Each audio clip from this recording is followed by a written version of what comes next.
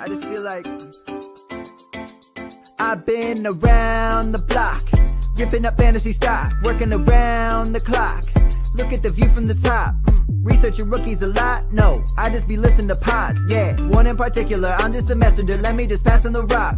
Browning, brunning, pruning, pronouncing ain't what he's doing. What he's doing is not losing, but infusing you with new things. And there's Dennis the Bennett, yeah. The man is a menace, yeah. Building a dynasty, some of the finest things. Promise you, you won't regret it.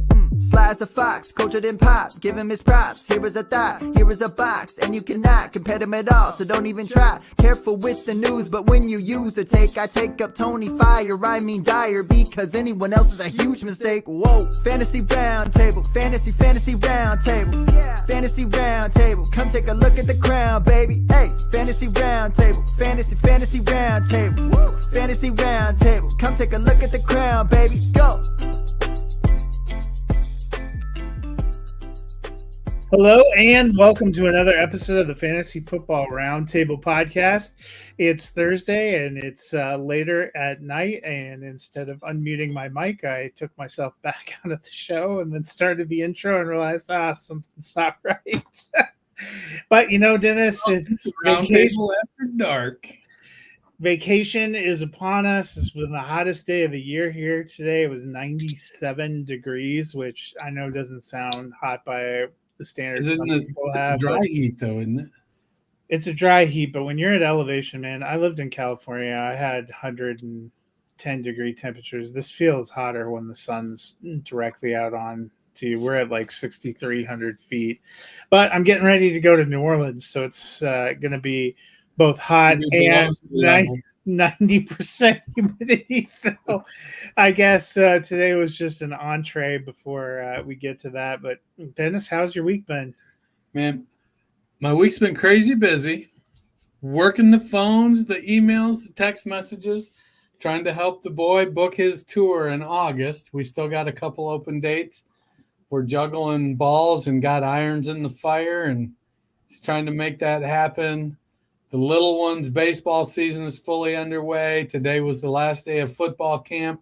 Then they had an away game up about an hour north of Columbus, so I got delayed getting out of work and was scrambling up there. The coach was out because I decided he wanted to go see Big Bad Voodoo Daddy with his wife. I don't know. I guess happy wife, happy life.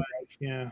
There you go. So, you know, I get it. It was the kids got mom, him and the kids got mom tickets to that for Mother's Day, and it just happened to be tonight. So I helped coach first base, you know, did a little inspiration. Cole had a good game. He was 1 for 1 in 3 at bats. Scored three runs, stole 4 bases. He started our first rally, got our first run, caught 4 innings, played first base, third base, in a thrilling come from behind 15-13 win. So we've got this strategy. We pitch any pitcher that's not Bennett Williams for 2 to 3 innings. And if we can keep it within 10 runs and then put Bennett in for 4 innings, it gives us a chance to claw back because Bennett's really good. Well, twice. Mini camps wrapping up. It'd be a good time. Just a show note, we will be off next week, enjoying a little summertime.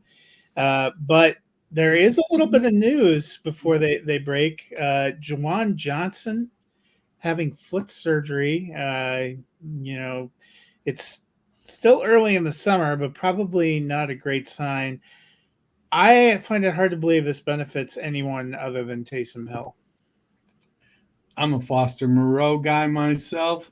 And with all the snaps Taysom Hill is getting at running back, there's just not going to be any available for him at tight end. So the tight end position there outside would you pick up Foster Moreau though? Foster Moreau was my guy coming out. And so if I got a last bench spot, he's a guy that I'll throw on there just in case to see if something happens. He's a decent athlete, pretty good tight end, had to deal with a cancer issue.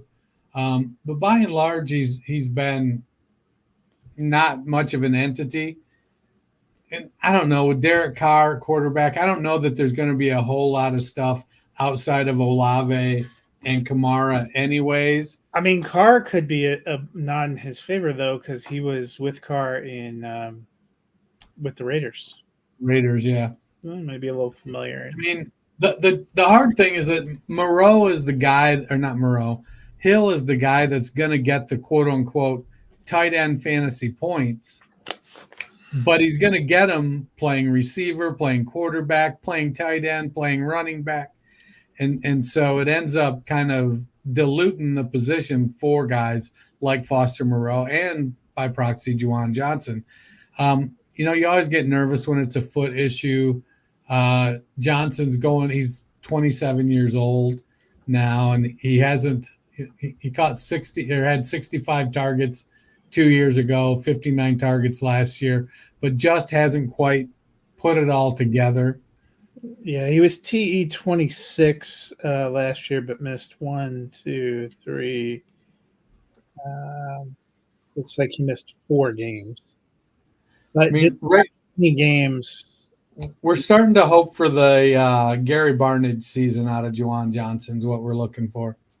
Yeah, I mean, he didn't finish that much better than your boy Donald Parham. He only had 3 games with double digits. 4 games. I totally missed the 23-point output in 16. So he was better at the end of the season. I guess that gave some hope that maybe he'd be a little bit better this year, but we shall see. So we'll see. They said he'll be ready by training camp. He's the starter there. He's probably the best pass catcher of the 3 tight ends. And they need more pass catchers because wide receiver is pretty thin too.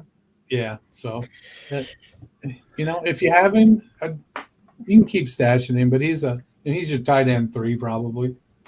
In other NFC South news, the Atlanta Falcons were fined and docked a 5th-round draft pick for tampering, not only involving Kirk Cousins, but also Darnell Mooney and Charlie Warner. Big deal, little deal, no deal at all? I mean, it's a 5th-round pick. On the other side of the coin, Philadelphia was not docked, and there was nothing found about them tampering with Saquon Barkley. And it seemed like the 2 teams kind of did the same thing. So I don't know. It was pretty obvious that Atlanta had talked to Kirk prior to Philly was maybe a little more sly about it. Yeah. So it's a 5th-round pick. They got their 3 guys. All of them came there.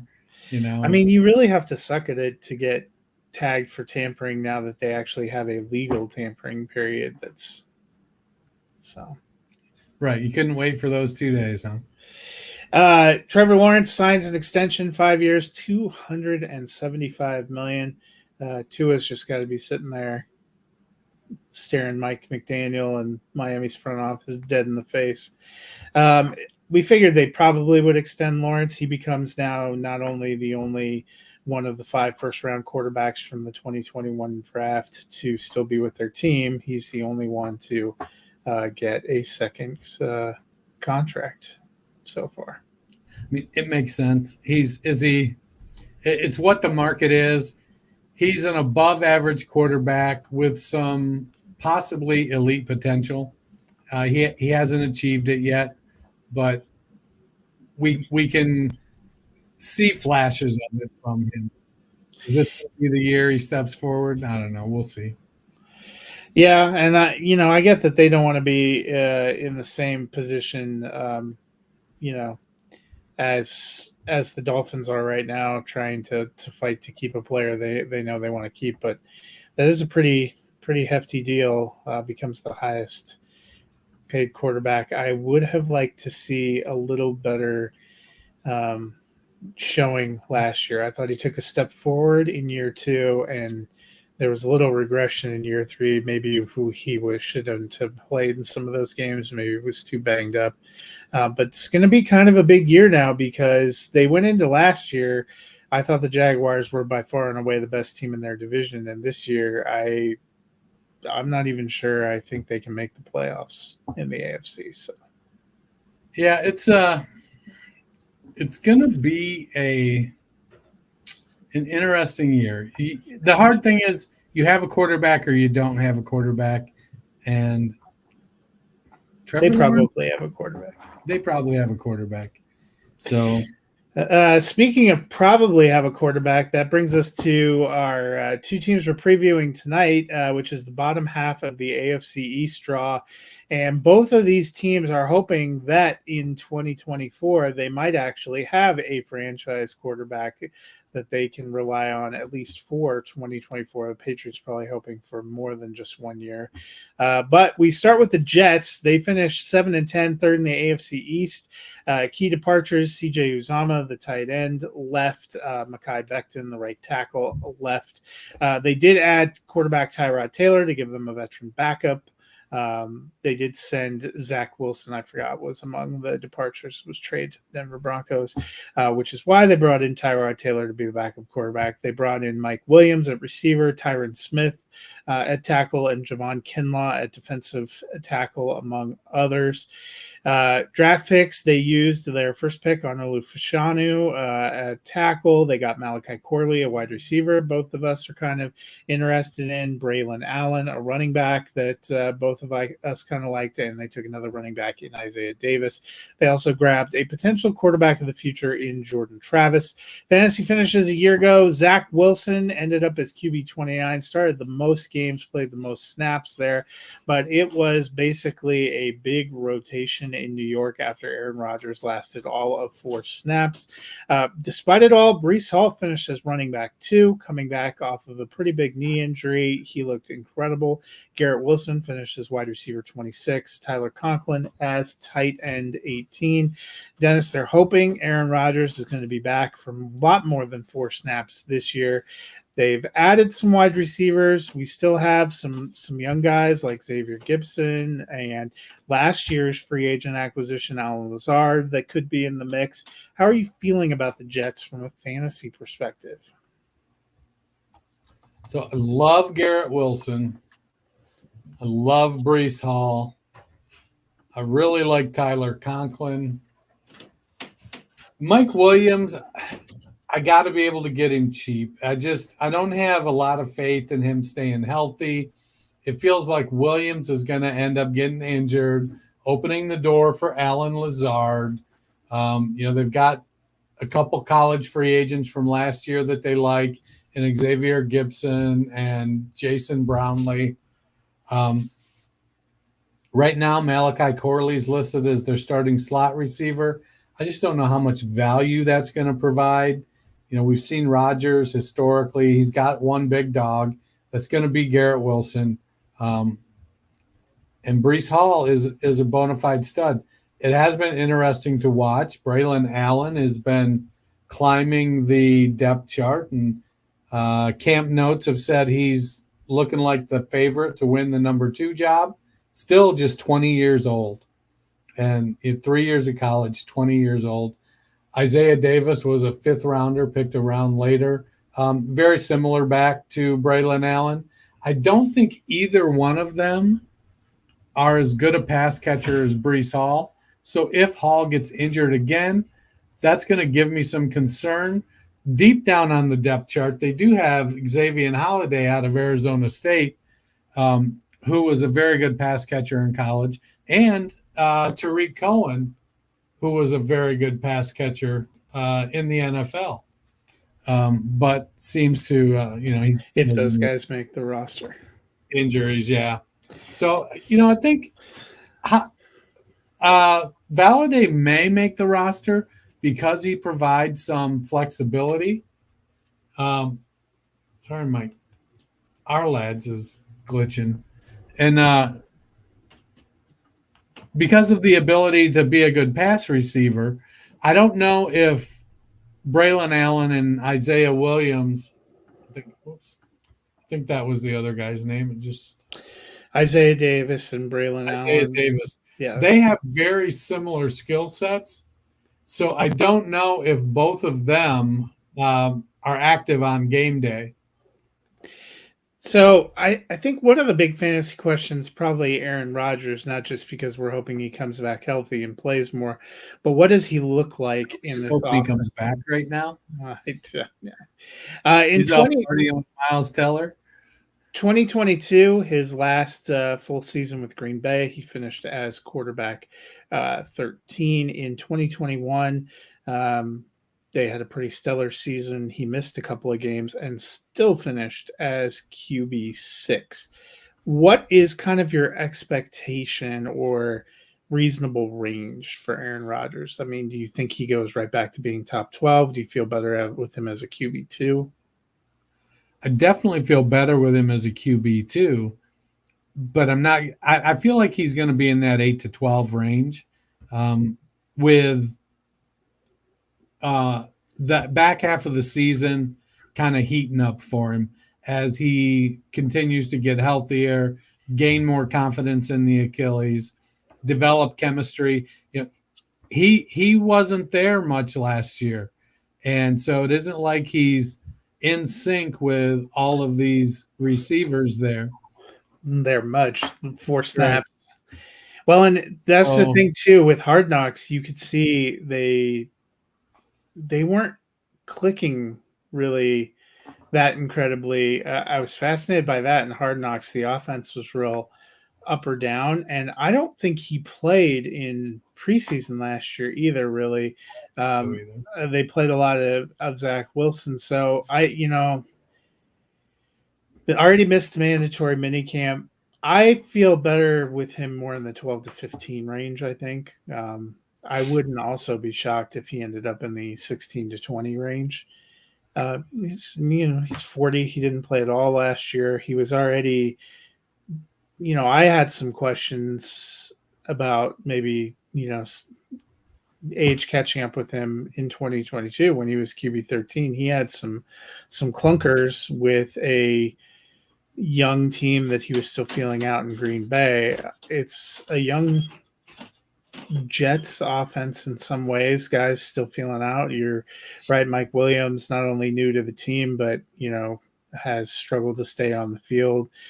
I like the potential of Malachi Corley, but a rookie, and we have seen Rodgers, how does he connect with that?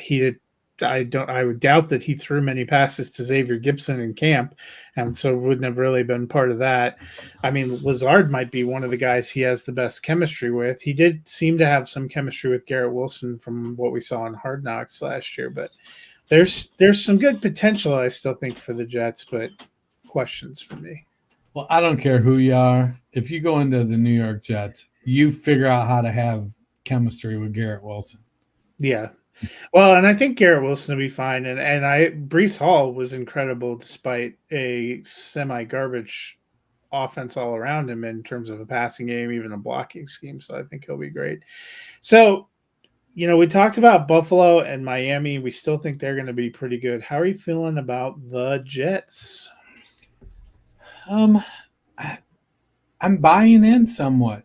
I got them just missing the playoffs as the 8th team, but I do have them with a 10-7 record, going 3-3 in the division. So it could go either way. They could drop a couple games and be below 500.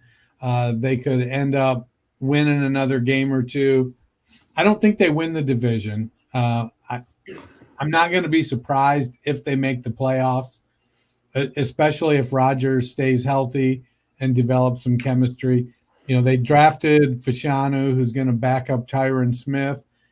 If they get a good season out of Smith and Moses and Vera Tucker, they do have some talented players on the offensive line. And so if they can keep him healthy, he can stay upright.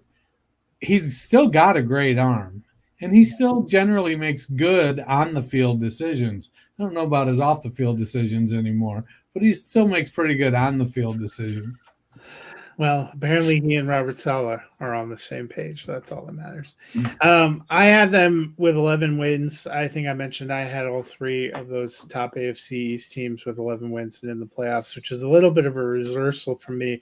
Last year, I wasn't buying into the hype. I had them more where you have them like, 8 to 10 wins, and I had them just missing the playoffs. But I think they can get in this year. I don't know how far they go, but I like the top three teams in the AFC East, which unfortunately brings us to the New England Patriots. And you know what? The highlight of the Patriots season might have been inducting Tom Brady into the Patriots Hall of Fame last night, and the love fest between him and Bill Belichick. Which, after watching the Dynasty show on Apple TV Plus, it made me feel a little bit better. The only one in that TV series that was pretty complimentary of Bill Belichick was Tom Brady.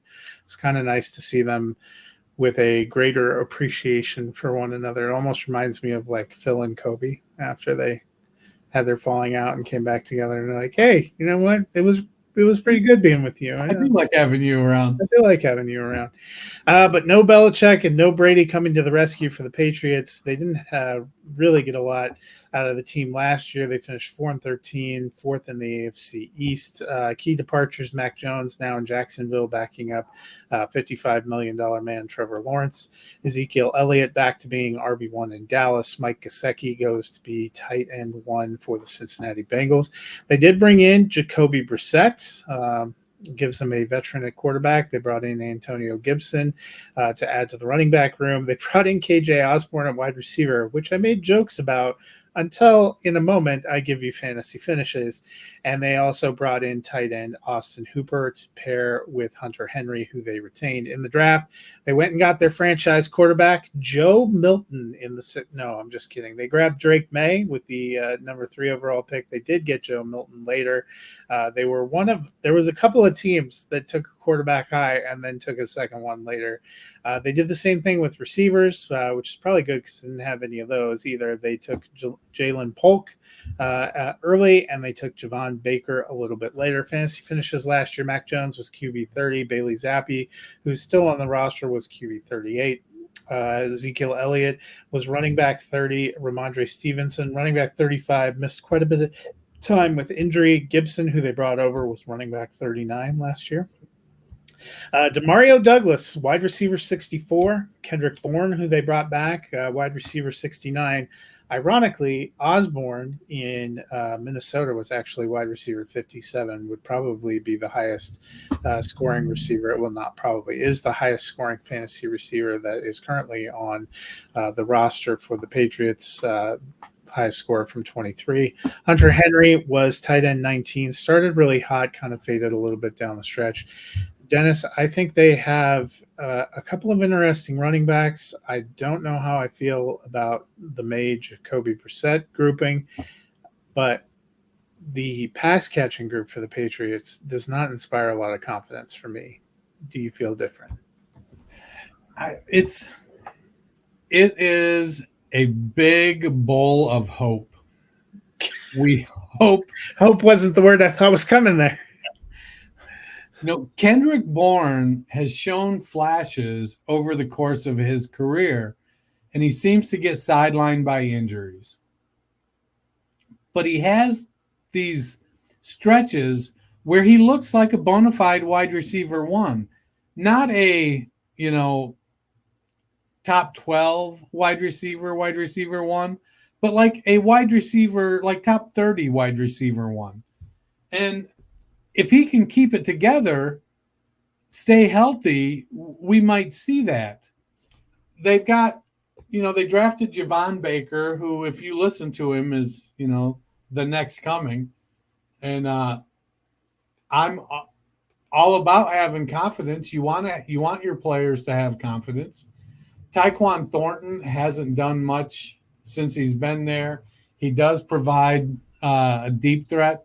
Pop Douglas looked good in the slot last season.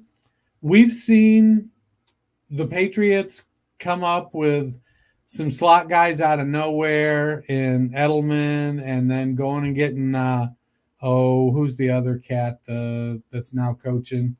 Wes Welker. Wes Welker. They went and got him from Miami. They can identify wide receivers. They just don't do a very good job drafting them. Once they're in the league, they've been able to bring in some guys. Jalen Polk, he's got a skill set out there on the outside.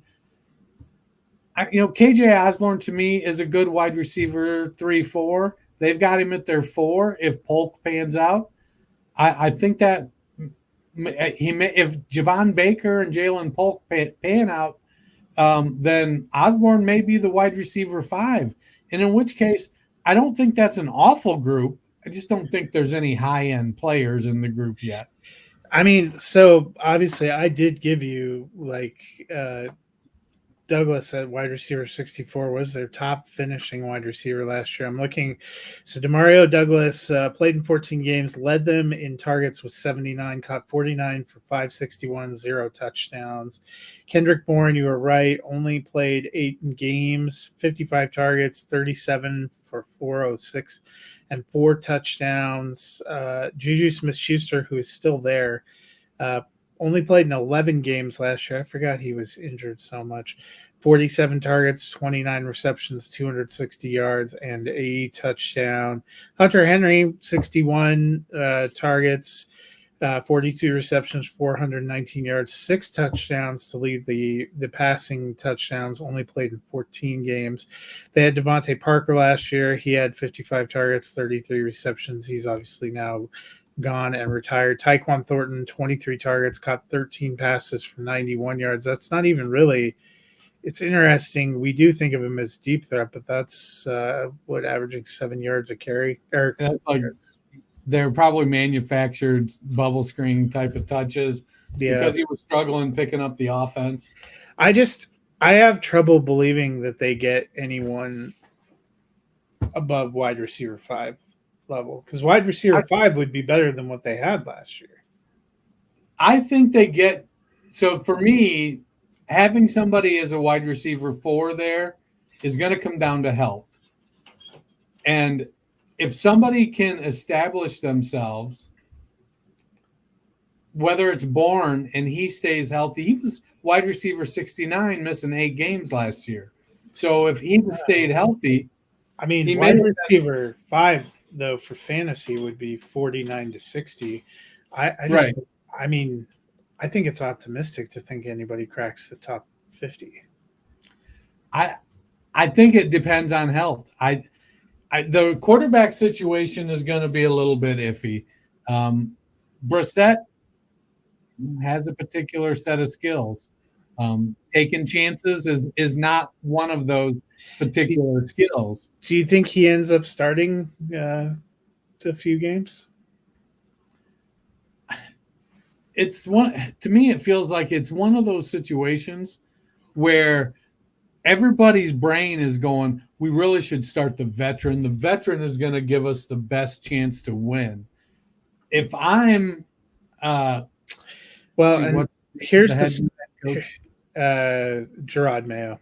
If Here's I'm their Gerard schedule, Mayo, though, and this might be the argument for at least starting with Brissett. They are at the Bengals, home against the Seahawks, at the Jets, at the 49ers, home against the Dolphins, home against the Texans, home against the Jaguars, home against the Jets, then at the Titans, at the Bears, home for the Rams, at the Dolphins, home for the Colts, at the Cardinals, at the Bills, home for the Chargers, home for the Bills.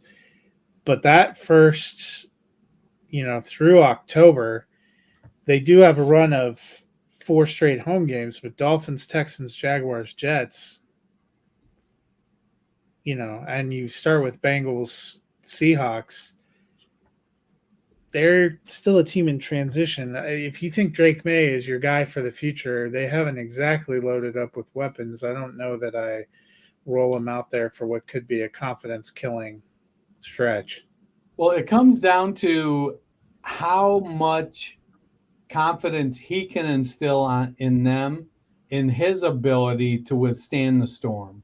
Like, we've seen some Hall of Fame quarterbacks come into the NFL and be awful. Peyton Manning, Troy Aikman, just have just awful first seasons, be over their head, have terrible teams around them, and go on and have Hall of Fame careers.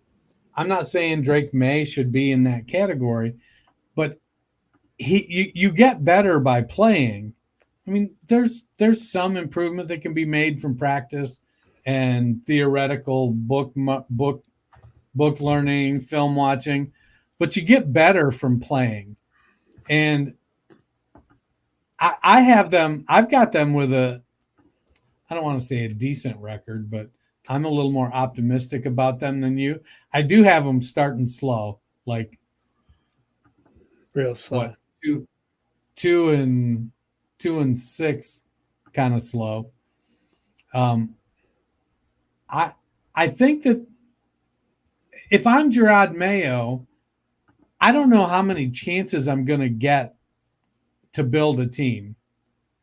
I came into a situation where I played, I was a coach, I was the head coach in waiting, and it became a shit show. And my job is to fix it. And part of fixing it is to put my guys in. And Jacoby Brissett isn't the answer. You got Ramondre Stevenson, you got Antonio Gibson, you got Hunter Henry.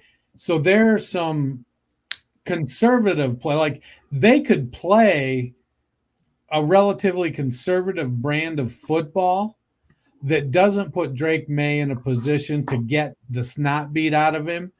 They may not score a ton of points or win a bunch of games, but they can make progress. Now, that's not particularly great for fantasy in a lot of cases, but it's going to be a narrow funnel until they figure out the wide receiver stuff. Well, this is, to me, kind of a rebuild that's going to take a few years because they have some holes on defense, I think, too. Their defense wasn't particularly good last year either. I'm torn about whether, even Peyton Manning, who owns the rookie interception record, has said, going out there and struggling is still, helping you get to be where you want to be. So I get the productive struggle. You said you had what you thought was a decent record. I think they only win 2 or 3 games. I have them as one of the top picks in the draft, if not the top pick. I have them as the 14th team in the East. I've got them at 6 in and the 11. AFC, you mean? I have them. Yeah. Hopefully, I've got them at 6 and 11. Like I said, starting cold. They got an uphill battle. I got them beating Seattle. Seattle has to come east and play them in New England, and we've seen West Coast teams struggle with doing that. So I got them kind of sneaking one out in week 2. I got them getting the Jets in week 8 at home, just because it's an in-division game, and those can get a little weird. That could easily go the other way, but I gave them that victory. The rest of them, you and I went slightly different. I had against the Seahawks too. Rather than against the Jets, I had them taking the Dolphins at home because for some reason the Dolphins always seem to suck in New England. Well, when I was looking at it, I got them winning games at home. All 6 victories at home, and a lot of them are against teams from the West Coast coming east. I got them beating the Rams in week 11. I got them beating the Chargers in week 17. And then I got them beating the Bills at home in week 17. That's probably not a game like of the 6 victories I gave them, they could easily be 4 victories. I do have them beating the Colts at home as well in week 13. I just think they're winnable games, and they're home games, a couple in division games that, division games just hit a little different. Anything can happen kind of approach. Well, that'll do it for us today with our look at the AFC East. We will be back not next week, but the week after, returning to the NFC, looking at the NFC North, which has some really interesting teams, starting with Dennis and I's personal favorites, the Detroit Lions. One pride, baby. Lions and Packers is what we will be doing first, followed by Vikings and Bears. So that'll be something to look forward to when we are back. Hope you guys have a great week next week when we are off. But if you are missing us, Dennis, how can the people catch up? I hope they have a terrible week because we're off and they have to do this. They have to get caught up. They have to go. I need my fantasy football roundtable fix. Go to your favorite podcast platform, hit that search button, go to the Fantasy Football Roundtable podcast, hit that subscribe, like, rate, review. Give us all that love. We appreciate it.